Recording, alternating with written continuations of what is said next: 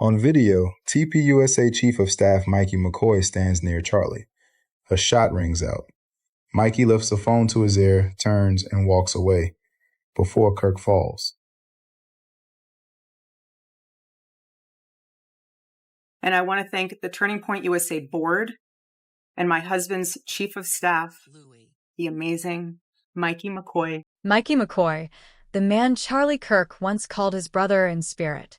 So why did this supposedly loyal friend walk off so calmly, phone glued to his ear, just seconds after that shocking moment when Charlie suddenly got shaken? New footage going viral has everyone shocked. Mikey was behind the tent when Charlie got shot, and Mikey, in less than a second, does something that I find to be quite strange. He puts his phone to his ear, and he begins a conversation. The video shows Mikey slipping out before Charlie even wobbled, almost as if he already knew something intense was about to happen. That timing seems way too precise to be an accident. He didn't rush to check on Charlie after the loud, startling noise. He didn't even slow down to notice him trying to regain balance. People are asking what kind of amazing friend just dips like that.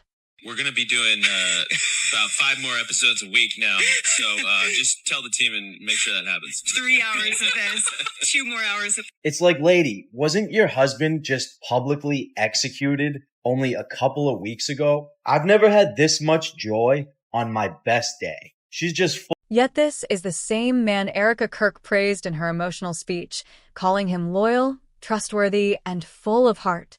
But here's the twist. Candace Owens dropped a bombshell, saying Mikey refused to reveal who he was speaking to at that exact moment. Mikey McCoy. Mikey McCoy. Mikey McCoy. The amazing Mikey McCoy.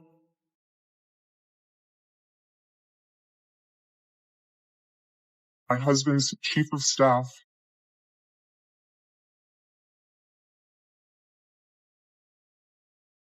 The amazing Mikey McCoy.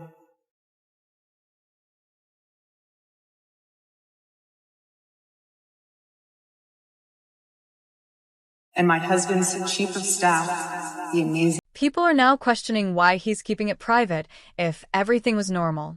Online, fans are dissecting timestamps, background sounds, and every little detail to figure out what really happened. Was Mikey getting a warning?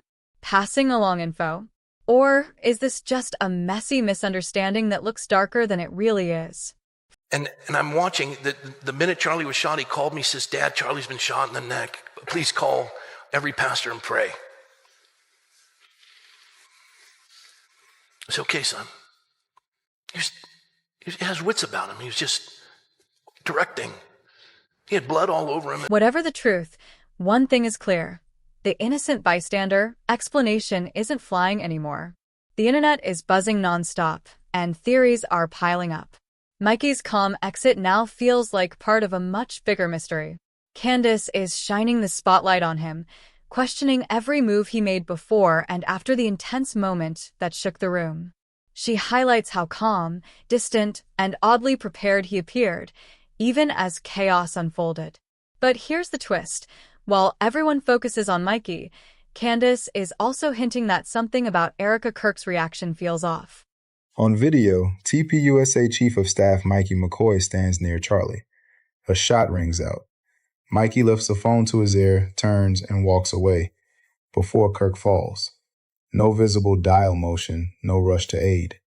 Why? Erika's behavior immediately after the chaos was confusing too. Both she and Pastor Rob McCoy, Mikey's father, claim he called them right after Charlie was shaken up. But here's the wild part. Extremely disgusting attack.